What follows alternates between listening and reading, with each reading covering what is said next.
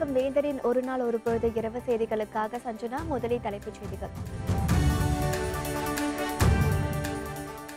தனிநபர் வருமான வரி விலக்கு உச்சவரம்பு 5 லட்சமாக உயர்த்தி பட்ஜெட்டில் அறிவிப்பு.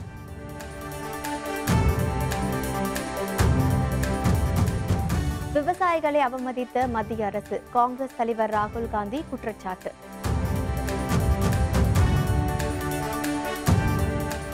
வருமான வரி உச்சவரம்பு உயர்வுக்கு வரவேற்பு, இடைக்கால பட்ஜெட் குறித்து டாக்டர் பாரிவேந்தர் கருத்து. தேர்தல் அறிவிப்புக்கு பின்னரே கூட்டணி, முதல்வர் பழனிசாமி திட்டவட்டம்.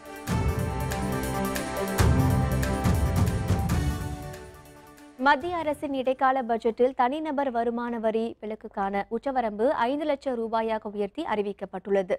நாடாளுமன்றத்தில் மத்திய அரசின் இடைக்கால பொது பட்ஜெட்டை மத்திய நிதியமைச்சர் பியூஷ் கோயல் தாக்கல் செய்து உரையாற்றினார். இதில் தனிநபர் வருமான வரி விலக்கு உச்சவரம்பை 2 மடங்காக உயர்த்தியுள்ளதாக அறிவித்தார்.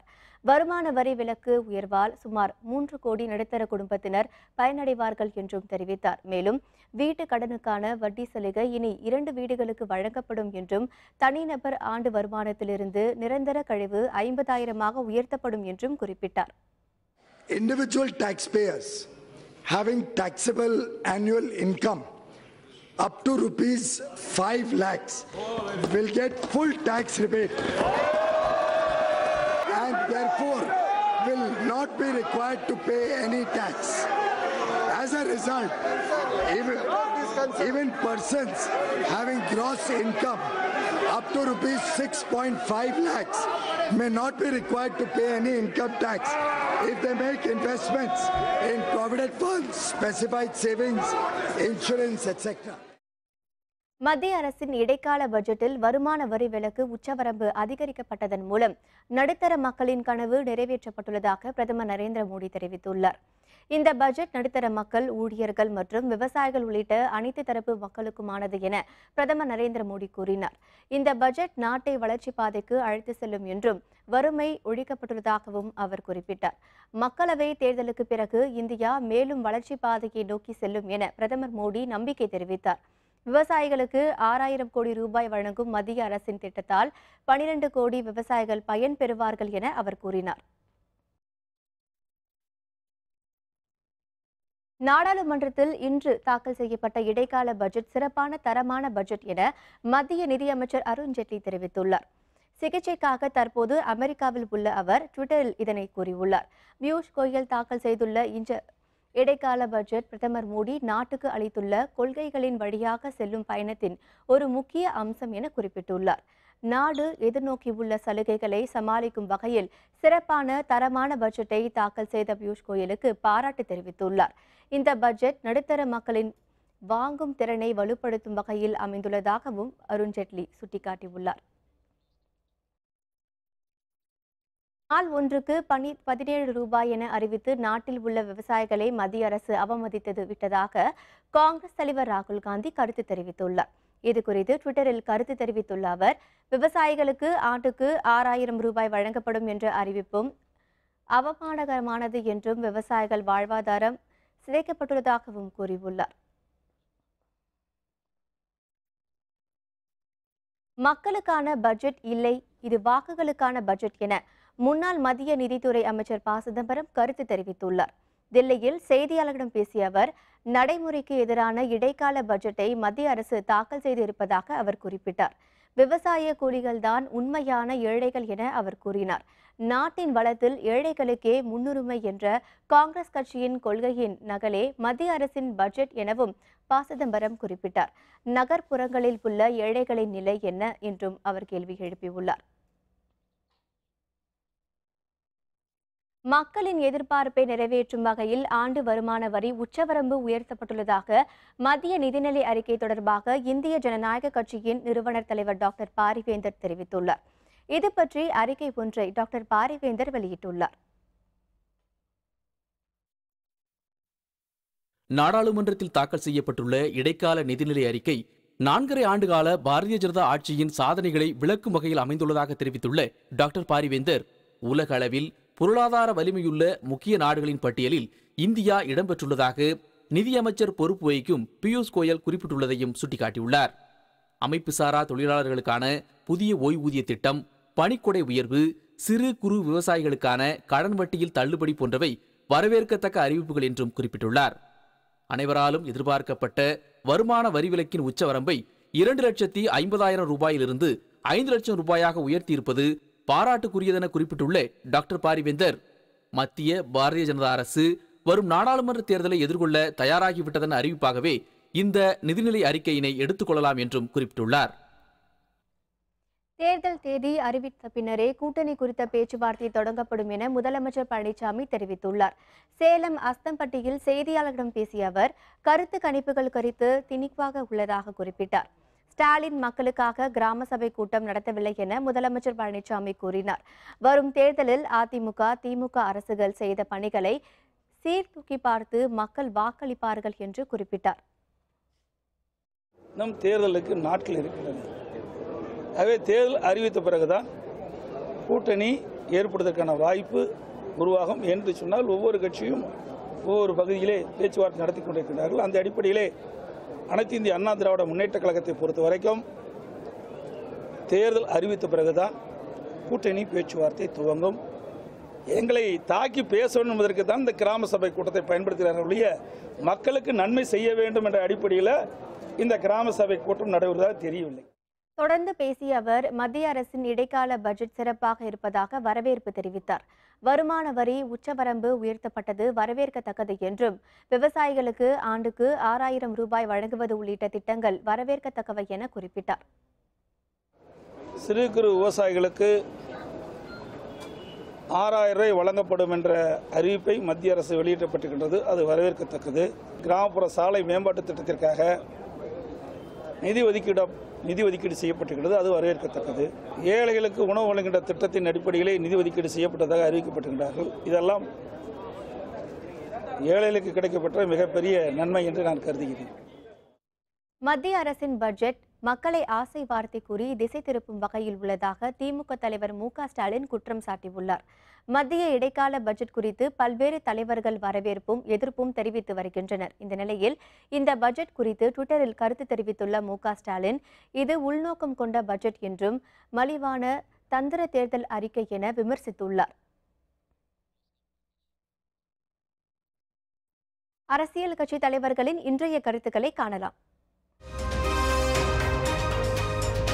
மத்திய அரசின் இடைக்கால பட்ஜெட் வெறும் ட்ரைலர் தான் என்றும், மத்திய அரசு தாக்கல் செய்த இந்த பட்ஜெட் அனைவருக்குமானது எனவும் பிரதமர் நரேந்திர மோடி தெரிவித்துள்ளார். மேலும், சுதந்திர இந்தியாவின் மாபெரும் திட்டம் விவசாயிகளுக்கான வருவாய் உதவி திட்டம் என்று பெருமையுடன் மோடி தெரிவித்தார். மத்திய அரசின் இடைக்கால பட்ஜெட் வரலாற்று சிறப்புமிக்க பட்ஜெட்டாக அமைந்துள்ளது என மத்திய அமைச்சர் ராஜ்நாத் சிங் தெரிவித்துள்ளார். மேலும், சமூகத்தின் அனைத்து தரப்பினரும் பயனடையும் வகையில் இந்த பட்ஜெட் தயாரிக்கப்பட்டுள்ளதாகவும் கருத்து தெரிவித்துள்ளார்.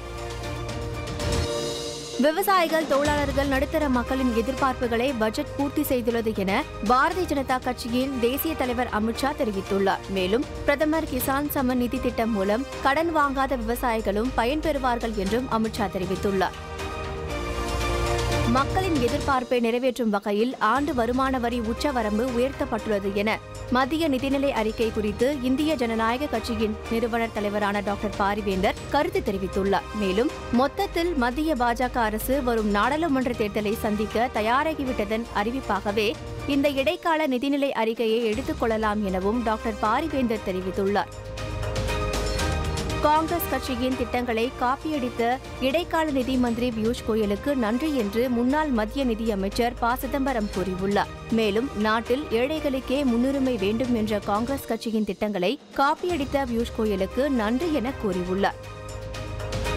மத்திய பட்ஜெட் என்பது குழந்தைகளுக்கு சொல்லக்கூடிய கதை போன்றது அமைந்துள்ளதாக திமுக எம்பி கனிமொழி தெரிவித்துள்ளார். மேலும், கதையின் முடிவை சிறப்பாக முடிக்க வேண்டும் என மத்திய அரசு எண்ணுகிறது. ஆனால் காலம் கடந்துவிட்டது எனவும் கனிமொழி தெரிவித்துள்ளார். மத்திய இடைக்கால பட்ஜெட்டில் மீன்வளத்துறைக்கு தனி அமைச்சரகம் அறிவிக்கப்பட்டிருப்பது வரவேற்கத்தக்கது என தமிழக மீன்வளத்துறை அமைச்சர் ஜெயக்குமார் தெரிவித்துள்ளார்.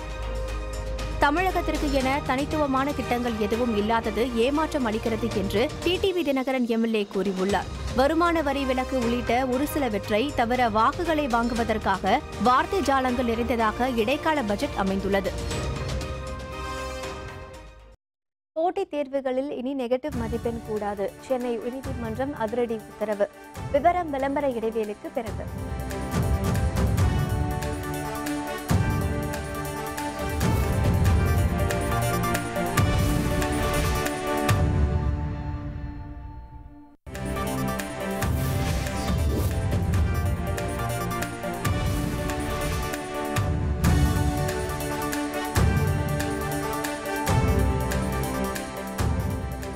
செய்திகள் தொடர்கின்றன.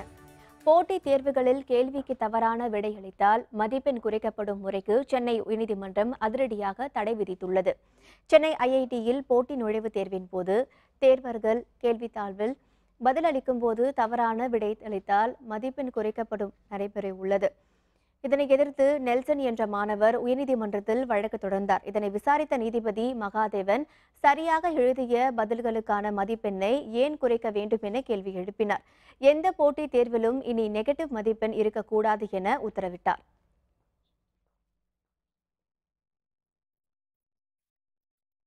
மத்தியில் தாக்கல் செய்யப்பட்டுள்ள இடைக்கால பட்ஜெட் சாமானிய மக்களுக்கான பட்ஜெட் என தமிழக பாரதிய ஜனதா தலைவர் தமிழிசை சவுந்தரராஜன் புகழாரம் சூட்டியுள்ளார்.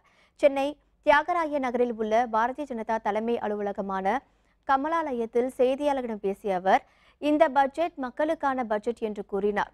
பாரதிய ஜனதா திட்டங்களை மக்களுக்கு எடுத்து சொல்ல தயாராகி வருவதாகவும் தெரிவித்தார். மேலும் இந்த பட்ஜெட் பாரதிய ஜனதாவிற்கு நம்பிக்கை ஏற்படுத்தக்கூடியதாகவும் எதிர்க்கட்சிகளுக்கு அவநம்பிக்கை ஏற்படுத்தியுள்ளதாகவும் குறிப்பிட்டார். மக்களால் பிரம்மாண்டமாக வரவேற்கப்படுகின்ற பட்ஜெட் இது. தொழிலாளர்களாக இருந்தாலும் யாராக இருந்தாலும் மக்களால் பிரம்மாண்டமாக வரவேற்கின்ற பட்ஜெட். எதிர்க்கட்சிகள் முற்றிலுமாக பதற்றத்தில் இருக்கிறார்கள். இந்த தேர்தலை நாம் எப்படி சந்திக்க போகிறோம் என்று பதற்றத்தில் இருக்கிறார்கள். பாஜக மேல் எதுவும் குறை சொல்ல முடியாத நிறைவான பட்ஜெட் இது. அமைச்சர் கே.பி. அன்பழகன் இல்ல திருமண வரவேற்பு விழாவில் முதல்வர் பழனிசாமி, துணை முதல்வர் ஓ. பன்னீர்செல்வம் மற்றும் SRM குழும சேர்மன் ரவி பச்சமுத்து உள்ளிட்டோர் பங்கேற்று மணமக்களை வாழ்த்தினர். காரிமங்கலம் அடுத்த கெரகோடா அல்லியில் உயர்கல்வித்துறை அமைச்சர் கே.பி. அன்பழகன் இல்ல திருமண விழா இன்று நடைபெற்றது. இந்த திருமண வரவேற்பு விழாவில் முதல்வர் பழனிசாமி, துணை முதல்வர் ஓ. பன்னீர்செல்வம், SRM குழும சேர்மன் ரவி பச்சமுத்து உள்ளிட்ட முக்கிய பிரமுகர்கள் பங்கேற்று மணமக்களை வாழ்த்தினர்.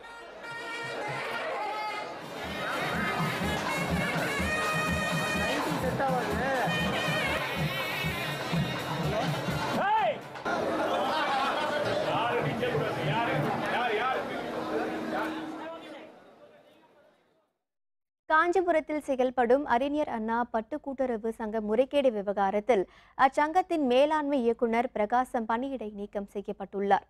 அறிஞர் அண்ணா பட்டு கூட்டுறவு சங்கத்தில் 1000க்கும் மேற்பட்டோர் உறுப்பினர்களாக உள்ளனர். அவர்களுக்கு பொங்கல் பண்டிகையொட்டி போனஸ் வழங்குவதில் முறைகேடு நடந்ததாக புகார் எழுந்தது.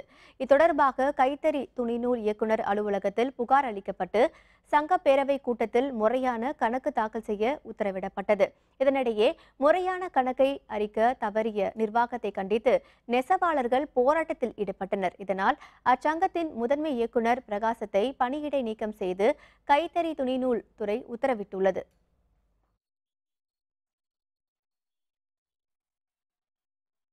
கதிராமங்கலத்தில் ONGC பணிகளை மேற்கொள்ள எதிர்ப்பு தெரிவித்து போராட்டக் குழு ஒருங்கிணைப்பாளரை காவல்துறையினர் கைது செய்துள்ளனர். தஞ்சாவூர் மாவட்டம் திருவிடைமதுரு அருகே உள்ள கதிராமங்கலத்தில் ONGC எண்ணெய் குழாய் பதிக்க பொதுமக்கள் எதிர்ப்பு தெரிவித்து வருகின்றனர். எந்தவித முன்னறிவிப்புமின்றி காவல்துறையினர் குவிக்கப்பட்டு பலத்த பாதுகாப்புடன் ONGC நிறுவனத்தினர் பராமரிப்பு பணிகளை தொடங்கினர். அங்கு சென்ற மீத்தேன் எதிர்ப்பு திட்ட ஒருங்கிணைப்பாளர் பேராசிரியர் ஜெயராமன் மற்றும் கதிராமங்கலம் போராட்டக்குழு ஒருங்கிணைப்பாளர் ராஜு ஆகியோரை காவல்துறையினர் கைது செய்தனர். இதுக்காக என்ன பணியை நீங்கள் தொடர்றீங்க அப்படின்னு கேட்கும்போது குழாய் கிளீனிங் பண்ணி தான் தொடர்றோம், இதில் ஒன்றும் இங்கே நடக்கலை போங்கன்னு சொல்லிட்டு ஐயா கேள்வி கேட்குறவங்கள அடித்து கழுத்தை பிடிச்சி நெரிச்சு உடனே கைது பண்ணி வண்டியில் ஏற்றிட்டு போயிட்டாங்க. திடீர்னு இப்படி தான் போலீஸை குவிக்கிறாங்க, ஒரு பணியாக செய்கிறாங்க. என்ன நடக்குது? கதிராமங்கலம் தாலுக்கு அத்தனை காவல்துறையும் உறுதுணையாக இருக்குது. ஒவ்வொரு தடவையும் ஒவ்வொரு மக்களையும் எவ்வாறு வந்தாலும் விவசாயத்தை அழிக்கிறதுக்கு மண்ணை அழிக்கிறதுக்கு பண்ணிக்கிட்டே இருக்காங்க. இப்போ ஜெயராம் ஐயாவை உடனே விடுதலை செய்யணும். அவங்க அம்மா அந்த ஜெயராம ஒய்ஃபு என்ன சொல்கிறாங்கன்னா, என் வீட்டுக்கார் வந்தால் தான் நாங்கள் ஊருக்கு போவோம், நடு கடத்தல் உட்காருவோம், நான் பட்டினி கடத்தா சாப்பிட்றாங்கிறாங்க.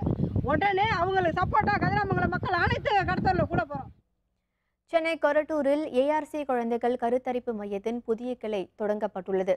குழந்தையின்மை தீர்வு காணும் வகையில் ஏஆர்சி மருத்துவமனை சார்பில் தமிழகம் முழுவதும் பல்வேறு பகுதிகளில் கருத்தரிப்பு மையம் தொடங்கப்பட்டு செயல்பட்டு வருகின்றன. இந்த நிலையில் கொரட்டூரில் புதிய மருத்துவமனை கிளையை மருத்துவமனை நிறுவன இயக்குநர் சரவண லட்சுமணன் திறந்து வைத்தார். பின்னர் செய்தியாளர்களிடம் பேசிய அவர், மக்கள் நலன் கருதி தொடர்ந்து மருத்துவ சேவை செய்து வருவதாக தெரிவித்தார்.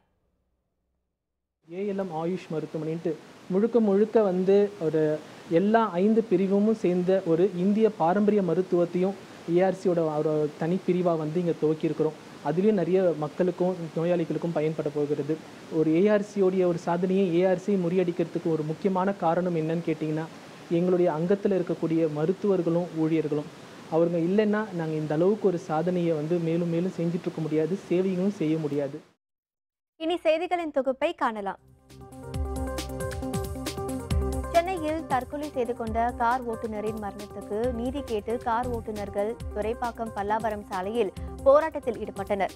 போக்குவரத்து காவலர்கள் இழிவாக பேசியதால் மனமுடைந்த தனியார் நிறுவனத்தின் கார் ஓட்டுநர் ஒருவர் மறைமலை நகர் ரயில் நிலையம் அருகே தண்டவாளத்தில் தலை வைத்து தற்கொலை செய்து கொண்டார்.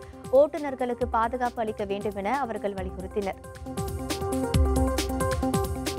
திருவண்ணாமலை மாவட்டத்தில் மகளிர் திட்டங்கள் குறித்த விழிப்புணர்வு பேரணியை மாவட்ட ஆட்சியர் கந்தசாமி தொடங்கி வைத்தார். தமிழ்நாடு நகர்ப்புற வாழ்வாதார இயக்கம் மூலம் செயல்படுத்தப்படும் திட்டங்கள் குறித்து பொதுமக்களிடம் விழிப்புணர்வு ஏற்படுத்தும் பேரணி திருவண்ணாமலையில் நடைபெற்றது. இதில் 300க்கும் மேற்பட்ட பெண்கள் கலந்து கொண்டு பதாதைகளை எடுத்து சென்றனர். சுய உதவிக்குழு அமைத்தல், வங்கிக் கடன் பெற்று தொழில் தொடங்க வழிவகை செய்தல் உள்ளிட்டவை குறித்து விளக்கம் அளித்தனர். புதுச்சேரியில் மகாத்மா காந்தியின் அஞ்சல் தலை கண்காட்சியை மேற்கு வங்க முன்னாள் ஆளுநர் கோபாலகிருஷ்ணன் காந்தி தொடங்கி வைத்தார். தமிழ்நாடு அஞ்சல் துறை சார்பில் மகாத்மா காந்தியின் அஞ்சல் தலை கண்காட்சி முத்தியால்பேட்டையில் தொடங்கியுள்ளது. 3 நாட்கள் நடைபெறும் இந்த கண்காட்சியில் காந்தியின் 150வது பிறந்த நாளை முன்னிட்டு சிறப்பு அஞ்சல் உரை வெளியிடப்பட்டது. இதில் ஏராளமான பள்ளி மாணவ மாணவிகள் கலந்து கொண்டனர். திருவண்ணாமலை அருகே ஆசிரியர்கள் பணியிட மாற்றத்தை கண்டித்து மேல்நிலைப் பள்ளி மாணவிகள் வகுப்புகளை புறக்கணித்து போராட்டத்தில் ஈடுபட்டனர். வேலை நிறுத்தத்தில் ஈடுபட்டதற்காக பணியிட மாற்றம் செய்யப்பட்ட ஆசிரியர்கள் தங்கள் பள்ளிக்கு வேண்டும் என செங்கம் அரசு பெண்கள் மேல்நிலைப் பள்ளி மாணவர்கள் தெரிவித்தனர். போராட்டத்தை கைவிடாவிட்டால் சான்றிதழ்கள் வழங்கப்படாது என தலைமை ஆசிரியர் எச்சரிக்கை விடுத்ததையடுத்து மாணவிகள் வகுப்புக்கு சென்றனர். வாக்களிப்பதன் அவசியத்தை உணர்த்தும் வகையில் விருதுநகர் மாவட்டம் ராஜபாளையத்தில் எஸ்ஆர்எம் மாணவர்கள் விழிப்புணர்வு பேரணி நடத்தினர். வாக்களிப்பதன் அவசியம் மற்றும் வாக்குக்கு பணம் வாங்கக்கூடாது என்பதை வலியுறுத்தி எஸ்ஆர்எம் பல்கலைக்கழக மாணவர்கள் தமிழகம் முழுவதும் விழிப்புணர்வு நடைபயணம் மேற்கொண்டுள்ளனர். இதன் ஒரு பகுதியாக விருதுநகர் மாவட்டம் ராஜபாளையத்தில் மக்களை சந்தித்து 100% வாக்களிக்க வேண்டும் என வலியுறுத்தினர்.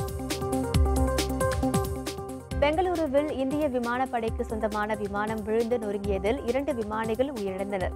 இந்திய விமானப்படைக்கு சொந்தமான மிராஜ் 2000 என்ற விமானம் கர்நாடக மாநிலம் பெங்களூருவில் எமலூர் நகரில் உள்ள இந்துஸ்தான் ஏரோநாட்டிக்கல் ஓடுதளத்திலிருந்து 2 விமானிகளுடன் புறப்பட்டு சென்றது. இந்த விமானம் வானில் பறக்க தொடங்கிய சில மணி நேரத்தில் திடீரென கட்டுப்பாட்டை இழந்து தரையில் விழுந்தது. விமானம் வெடித்து சிதறியதால் பயணித்த 2 விமானிகளும் உயிரிழந்தனர்.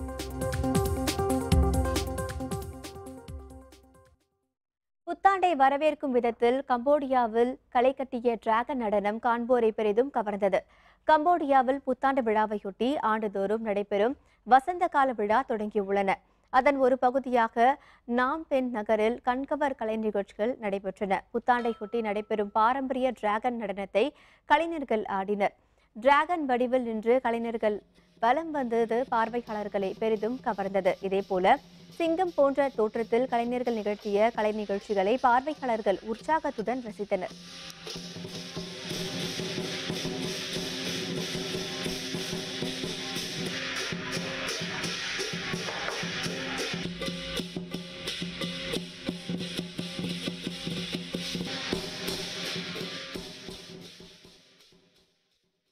அரசியல் களத்தில் உலா வரும் நிஜ தகவல்கள் நிழல் வடிவில் உங்களுக்காக.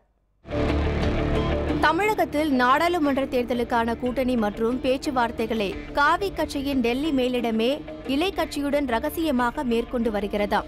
அக்கட பூமியில் உயர் பதவியில் உள்ள சதாவானவர் மூலம் பரிமாற்றங்கள் நடைபெறுகிறதாம். மேலும் சில கட்சி தலைமையுடன் பேச்சு நடத்தி வரும் காவி கட்சி சூரிய கட்சி தலைமையிலான கூட்டணிக்கு நெருக்கடி ஏற்படுத்தும் வகையில் பல அதிரடி நடவடிக்கைகளும் மேற்கொள்ள உள்ளதாம். இலை கட்சியில் எதிர்ப்பவர்களுக்கு ஸ்பெஷல் ட்ரீட்மெண்ட்டும் கொடுக்கப்பட உள்ளதாம். ஒல்லி பிச்சாம் நடிகருடன் ரவுடி பேபியாக ஆட்டம் போட்ட நடிகையான பல்லவியானவர் தமிழிலும் தெலுங்கு, மலையாளம் என 3 மொழிகளில் நடித்து வருகிறார். இந்த நிலையில் நடிகையானவர் கதை கேட்க பிகு பண்றார் என கிளப்பி விடுகிறார்களாம். இதனை கேள்விப்பட்ட நடிகையோ தான் மிடில் கிளாஸ் தான் எனவும் தன்னை பற்றி தவறான தகவல் பரப்பப்பட்டு வருவதாக விளக்கம் அளித்துள்ளாராம்.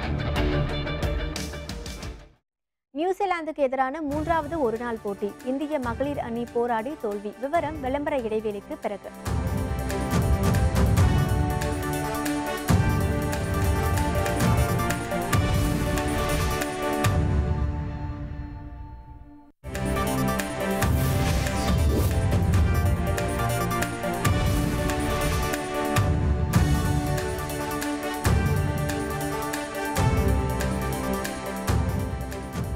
தொடர்கின்றன.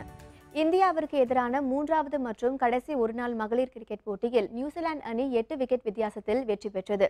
நியூசிலாந்தில் சுற்றுப்பயணம் மேற்கொண்டுள்ள இந்திய மகளிர் அணி 3 போட்டிகள் கொண்ட ஒருநாள் தொடரில் விளையாடியது. இதில் முதல் 2 போட்டிகளிலும் இந்திய மகளிர் அணி வெற்றி பெற்றது. இதனைத் தொடர்ந்து 3வது போட்டி ஆமில்டனில் இன்று நடைபெற்றது. இந்த போட்டியில் முதலில் டாஸ் வென்ற நியூசிலாந்து அணி பந்துவீச்சை தேர்வு செய்தது. முதலில் களமிறங்கிய இந்திய மகளிர் அணி நிதான ஆட்டத்தை வெளிப்படுத்தியது. 44 ஓவரில் 149 ரன்களுக்கு இந்திய அணி அனைத்து விக்கெட்டுகளையும் இழந்தது. அதிகபட்சமாக தீப்தி சர்மா 52 ரன்களையும் ஹர்மன் பிரீத் கவுர் 24 ரன்களையும் எடுத்தனர். 150 ரன்கள் எடுத்தால் வெற்றி என்ற இலக்குடன் களமிறங்கிய நியூசிலாந்து அணி அபார ஆட்டத்தை வெளிப்படுத்தியது. 2 விக்கெட் இழப்பிற்கு 153 ரன்களை எடுத்து நியூசிலாந்து அணி 8 விக்கெட் வித்தியாசத்தில் வெற்றி பெற்றது. That's a nice shot. Could be a welcome boundary as and only the 8th for the innings. இனி தங்கம் வெள்ளி விலை நிலவரங்களை காணலாம். சென்னையில் ஆபரண தங்கத்தின் விலை சவரனுக்கு 104 ரூபாய் அதிகரித்து 1 சவரன் விலை 25,488 ரூபாயாகவும் 1 கிராம் தங்கத்தின் விலை 3,186 ரூபாயாகவும் உள்ளது. வெள்ளி விலை கிராமுக்கு 20 காசுகள் குறைந்து 1 கிராம் 43 ரூபாய் 80 காசுகளாகவும் 1 கிலோ வெள்ளியின் விலை 43,800 ரூபாயாகவும் உள்ளது. மீண்டும் தலைப்புச் செய்திகள். தனிநபர் வருமான வரி விலக்கு உச்சவரம்பை 5 லட்சம் ரூபாயாக உயர்த்தி பட்ஜெட்டில் அறிவிக்கப்பட்டுள்ளது.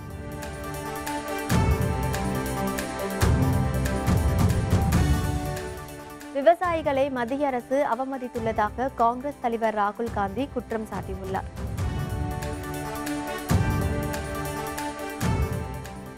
இடைக்கால பட்ஜெட்டில் அறிவிக்கப்பட்ட வருமான வரி உச்சவரம்புக்கு டாக்டர் பாரிவேந்தர் வரவேற்பு தெரிவித்துள்ளார். தேர்தல் அறிவிப்புக்கு பின்னரே கூட்டணி குறித்து பேச்சுவார்த்தை என முதல்வர் பழனிசாமி தெரிவித்துள்ளார். இத்துடன் வேந்தரின் ஒரு நாள் ஒரு பொழுது இரவு செய்திகள் நிறைவடைந்தன. வேந்தர் டிவி செயலியை பதிவிறக்கம் செய்து முக்கிய செய்திகளை நேயர்கள் காணலாம். மீண்டும் இரவு 10 மணிக்கு கண்ணுறங்கும் வேலை இரவு செய்திகளில் சந்திப்போம். வணக்கம்.